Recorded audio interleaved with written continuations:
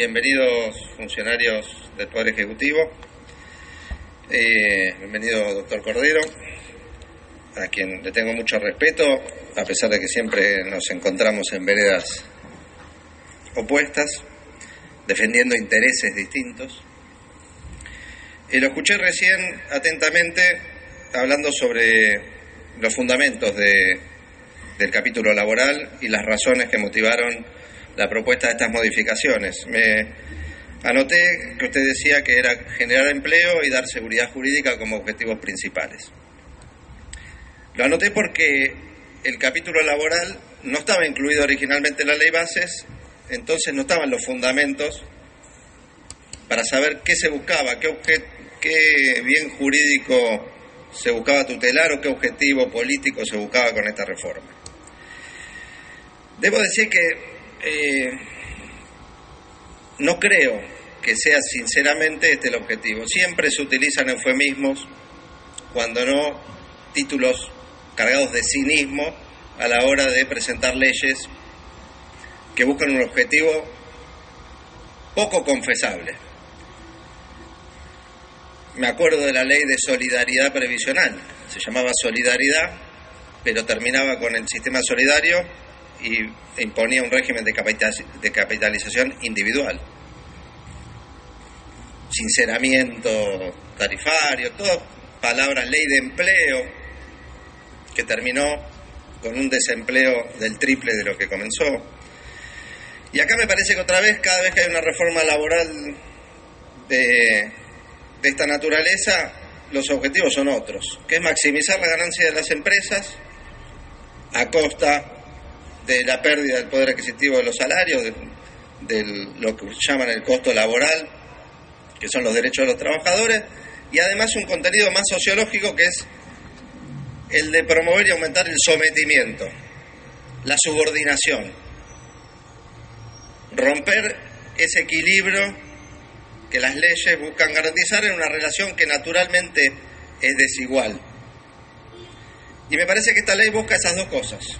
Así como lo decía Patrón Costas, criticando las primeras leyes laborales de los gobiernos peronistas, y acá veo senadores que tal vez añoran esa época cuasi feudal de la Argentina, en la que se pagaba el salario con vales de comida. Patrón Costas decía: lo que yo nunca le voy a perdonar a Perón es que durante su gobierno y luego también el negrito que venía a pelear por su salario se atrevía a mirarnos a los ojos. Ya no pedía, discutía. Y creo que buscan bajar a maximizar la ganancia y hacer que los trabajadores no discutan más, que mendiguen, que pidan. No tengo la menor duda que ese es el objetivo, cuando uno analiza las leyes. Pero ahora, aún suponiendo que fuera el objetivo de crear empleo y dar seguridad jurídica, la verdad que las normas que leo de este articulado no llevan a esa dirección. Y le quiero preguntar, tengo varias preguntas, unas generales y después algunas particulares. ¿Cómo piensan que, teniendo en cuenta los antecedentes, la historia de las reformas laborales como esta, del periodo de prueba, el quite de las indemnizaciones por despido y demás, van a generar un resultado distinto haciendo siempre lo mismo?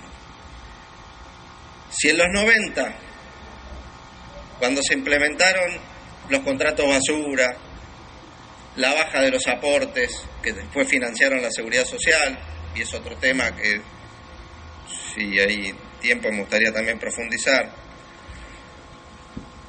que se quitaron derechos laborales, el desempleo creció enormemente. ¿Por qué ahora habría de pasar algo distinto? ¿Por qué, cuando fracasado el modelo de flexibilización laboral, apareció el de la modernización laboral, como ahora lo llaman de vuelta? Otro título que encierra una contradicción, porque de moderno esto no tiene nada, es repetir viejas reformas y en algunos casos llevarnos a los sistemas laborales de principios del siglo, donde no hay derechos laborales. Si de fracasado la flexibilización laboral de los 90, porque el resultado fue que el desempleo se fue del 6% al 18%, que el trabajo no registrado prácticamente se duplicó, superó el 50%, y vinieron otra vez con más flexibilización, de la mano otra vez de Cavallo, pero de un gobierno radical, y otra vez el resultado fue más desempleo. ¿Por qué creen que ahora van a tener un resultado distinto? Cuando la experiencia indica que los derechos de los trabajadores, incluso cuando se incrementaron, se fortalecieron, como fue el periodo 2003-2015, 69 leyes laborales se aprobaron a favor de los trabajadores, restableciendo derechos que se habían derogado en la flexibilización de los 90, o no por un DNU, por un decreto ley en el año 76, y sin embargo con más derechos laborales, con más costo laboral, el desempleo bajó del 18%, más del 20% cuando asumió Néstor Kirchner en el año 2003, al 5.9% en el 2015, con más costo laboral. Senador, por favor, por respeto a todos, le pido que hagamos la pregunta, porque somos no va a haber expositores con este tema, es muy importante, le pido que me dé tiempo. Es una reforma muy grande, muy extensa, requiere un trabajo minucioso, deme el tiempo que necesite, porque esto es muy importante. No tengo duda de la importancia del tema. Bueno, por eso si quiere acelerar, no me interrumpa, si podemos avanzar. Estamos tranquilos, personalmente estoy muy tranquilo. Yo recuerdo muy bien las palabras. Recalde, gracias. Gracias. Vamos a debatir mucho, y como dijo Cordero en la Cámara de Diputados, cuando se discutía la jornada de trabajo, qué problema hay en trabajar muchas horas. Así que vamos a estar muchas horas. Pero me hace perder el hilo. Le decía que durante el 2003 y 2015 aumentaron los derechos laborales, y sin embargo eso no impidió la generación del empleo ni la registración del empleo que se creaba. Crecieron las empresas, se registraron mucho más pymes, las que estaban abrieron sucursales y el empleo aumentó. Hoy tenemos actividades que, por ejemplo, no tienen la indemnización por despido, como la construcción, y sin embargo eso no ayuda a generar empleo. Al contrario, ayer estuvimos con el secretario general de los obreros de la construcción, nos contaba que se perdieron 100.000 empleos en 3 meses. Entonces la generación de empleo no pasa por qué derechos tiene el trabajador. La generación de empleo pasa por una economía que genere empleo, que promueva la industria nacional, el consumo interno, el mercado interno, o una economía como la que nos proponen ahora, de apertura y de destrucción del empleo. Ahora le quiero hacer algunas preguntas sobre los 2 capítulos laborales, ¿no? El primero, promoción del empleo registrado. Hay un capítulo que busca promover el empleo registrado, que lo único que tiene ese capítulo es un blanqueo para aquellos empleadores evasores que tienen trabajadores no registrados, con una serie de beneficios, ¿no? Fundamentalmente extinción de causas penales y demás, pero presenta un problema esto, además de los problemas de todo blanqueo, que a mí me gustaría que se corrija, si lo van a mantener, que es algo que no se entiende. En el artículo, creo que está 78, no sé si se modificó finalmente, pero era el artículo 78, en el segundo párrafo dice que la reglamentación podrá disponer de planes de regularización plurianuales, previendo un plazo máximo de 5 años y una regulación anual mínima de 20% de las diferencias. No sé qué significa la última frase, una regulación anual mínima del 20%, capaz que quiso decir regularización, dice regulación, no sé qué es, pero además no entiendo cómo sería un blanqueo plurianual, por etapas. Entonces aún reconozco que tengo trabajadores en negro, pero los voy a ir blanqueando por etapas, y el Estado va a consentir, va a mirar sin hacer nada mientras un empleador blanquea por etapas, me parece complicado.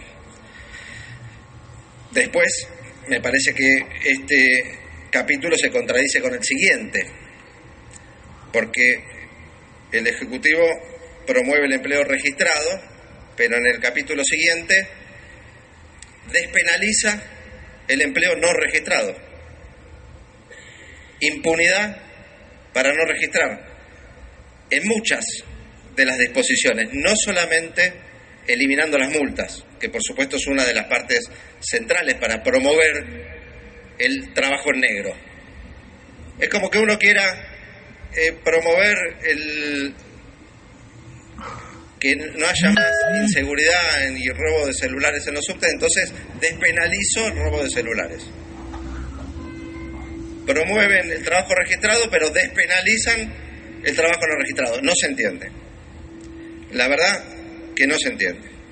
Pero yendo al siguiente capítulo, modernización laboral, que otra vez, de moderno no tiene nada, repiten. Hace poco veía videos de mi padre del año 94 comentando y discutiendo estas reformas que son exactamente las mismas. Lo podría traer el video acá y me ahorraría esta disquisición. Después, en el año 2004, cuando en este Congreso se derogó la ley Banelco, nos tocó hacer un comentario sobre la ley 25877 en un libro y veía los videos del año 2004, hace 20 años, hablando del periodo de prueba y todas las cosas que hoy están otra vez en discusión. Así que de moderno no tiene nada, de trucho tiene un montón. Como esta ley ha comenzado a tratarse en el Senado, ¿no? Con muchas irregularidades. Fíjense que cada vez que se entrega el patrimonio de los argentinos, los recursos naturales o los derechos de los trabajadores, aparecen cosas raras, porque es difícil sacarlos sin cosas raras. Apareció el diputrucho allá en los 90, la ley Banelco en el 2000 y ahora el error de tipeo, la fe de ratas o estas cosas que aparecen ahora. Pero unas preguntas puntuales. En el artículo 81, que sustituye el artículo 7 de la 24013, dice: la autoridad de aplicación asegurará un mecanismo ágil, simplificado y diferenciado para la confección de los recibos de sueldo en el sistema de registración, especialmente para las empresas de hasta 12 trabajadores inclusive. Respecto de estas, dicho sistema contemplará un importe único para todas las obligaciones emergentes de las relaciones laborales, tanto legales como convencionales. Esto es de imposible cumplimiento.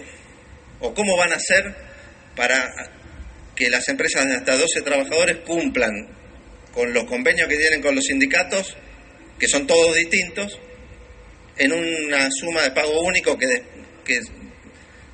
recoge la seguridad social? La verdad que es impracticable, no sé cómo lo piensan hacer o qué objetivo tienen, si es de financiar a los sindicatos de esa manera, díganlo, como lo han dicho con otros artículos. Después cambian el artículo 7 de la 24013 también respecto de cómo se registra un empleo, un contrato de trabajo. Y dice dos cosas. Uno, que se considerará registrada la relación cuando lo hiciera cualquiera de las personas humanas o jurídicas intervinientes. Antes decía el empleador. ¿Por qué cambian eso?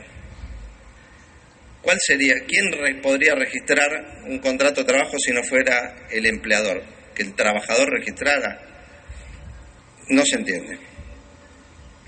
Después el artículo 7 ter dice que el trabajador podrá denunciar ante la AFIP que no está registrado su contrato de trabajo y que el sistema, con un sistema informático, y que el sistema deberá expedir la constancia pertinente a los fines del artículo 11 de la presente ley. Me parece genial, pero el artículo 11 lo están derogando después, que era un requisito que le imponía la ley a los trabajadores no registrados para tener derecho a la indemnización especial por haber estado no registrado, que era comunicar a la AFIP por un telegrama. Multa o sanción especial a favor del trabajador que ahora están derogando, que no la puso ni el gobierno anterior, ni el de Cristina, ni el de Néstor. Se sancionó en el año 91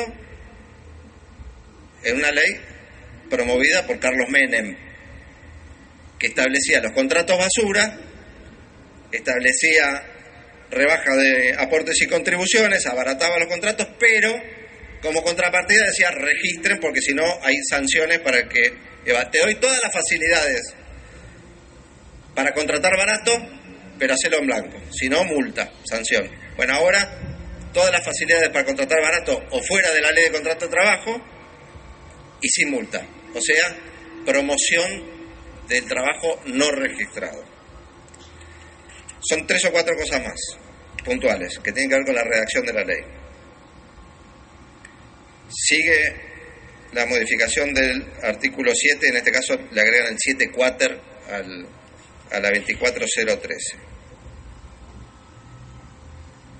Dice, le agregan esto a la ley: si conforme sentencia judicial firme la relación laboral se encontrara enmarcada erróneamente como contrato de obra o de servicios, esto quiere decir si hubo fraude laboral, ¿no? Erróneamente contratada, no, generalmente no hay errores acá, se hace a propósito para evadir, para no cumplir con la ley, se lo contrata con locación de servicio, locación de obra, y si una sentencia, dice el proyecto de ley, evalúa que efectivamente fue mal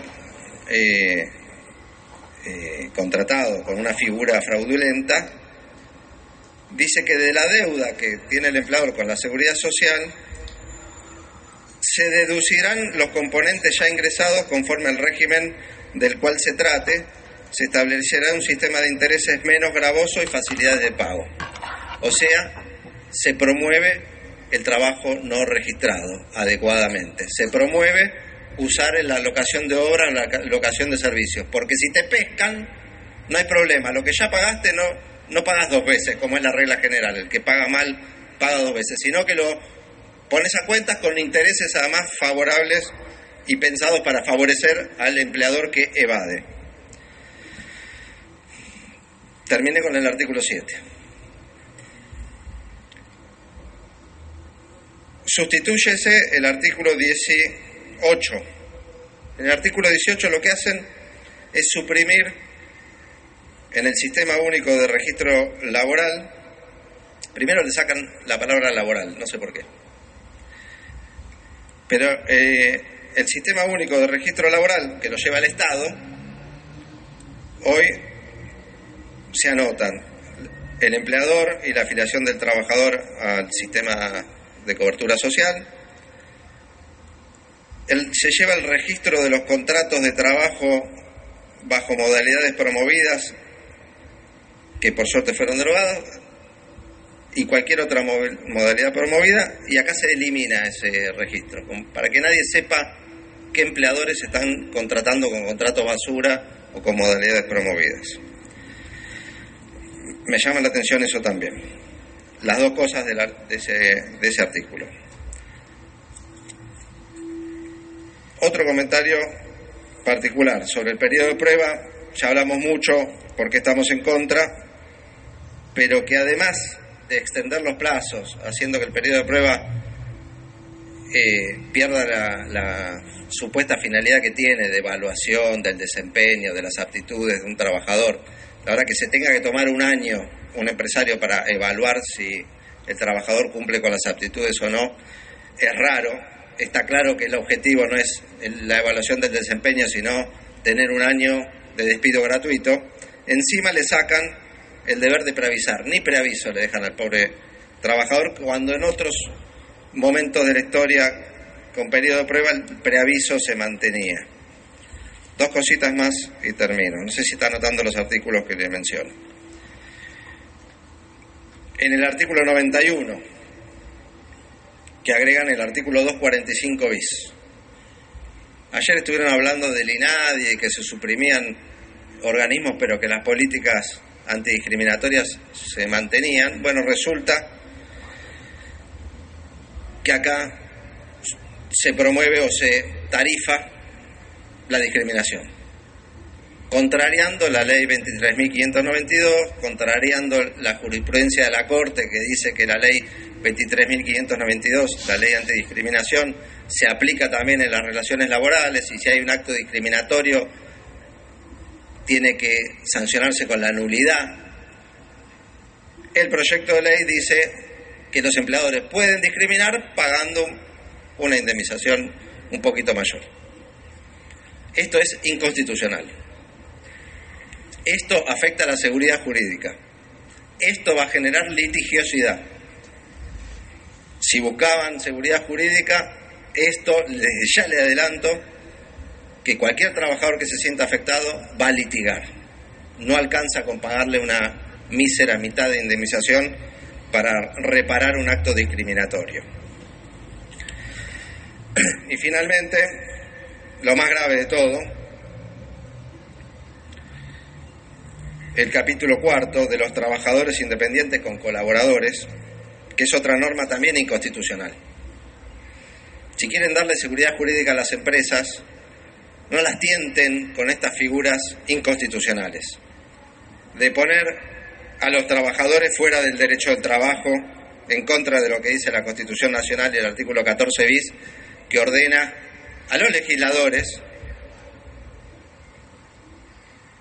que protejan el trabajo en sus diversas formas. Esta ley desprotege y saca del derecho del trabajo a todos aquellos trabajadores, y los menciona de esa manera, trabajadores independientes, por el solo hecho de estar en un establecimiento con hasta 5 compañeros de trabajo, que les aviso que son la mayoría de los establecimientos del país. Con esta norma están pulverizando la ley de contrato de trabajo, sacando del artículo 14 bis a millones de trabajadores, que no tengan la menor duda que van a reclamar el día que los despidan o el día que se sientan con capacidad o fuerza para pedir las vacaciones, el aguinaldo, las licencias o los derechos que no les hayan respetado durante su trabajo. Entonces, si quieren seguridad jurídica, estas normas, que me parece que no es lo que buscan, seguridad jurídica, buscan sometimiento, buscan abaratamiento, estas normas no cumplen el objetivo.